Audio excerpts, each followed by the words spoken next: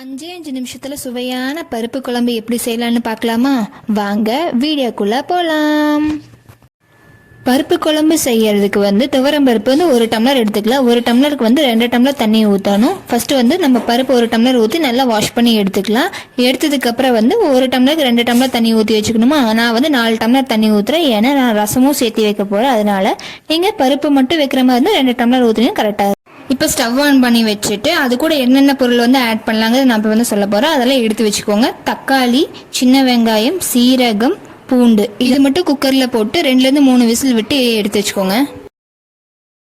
இப்போ 2 விசில் விட்டாச்சு. இப்போ ஓப்பன் பண்ணி பார்க்கலாம். பாருங்கள் எப்படி. இப்போ நம்ம அந்த பருப்பு தண்ணி மட்டும் தனியாக எடுத்து வச்சுக்கலாம். இப்போ அந்த பருப்பு இருக்கு இல்லையா, அது நல்லா வெங்காயம் பூண்டெல்லாம் போட்ட மாதிரி இருக்காது. நல்லா ஒரு 2 டைம் கலக்கி விட்டுருங்க. இப்போ ஒரு வடச்சட்டி ஆன் பண்ணிட்டு அதில் 2லேருந்து 3 டேபிள் ஸ்பூன் எண்ணெய் ஊற்றிட்டு கடுகு, கருவேப்பில், வரமிளகா போட்டுட்டு நம்ம ஆல்ரெடி வச்சிருந்த பருப்பில் இதை ஆட் பண்ணிக்கணும்.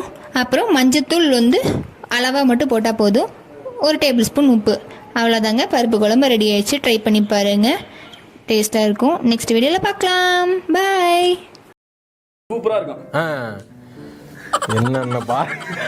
என்னென்ன சொல்றான் பாருங்க. கம்பி கட்டுற கதையெல்லாம் எடுத்து போடுறாங்க.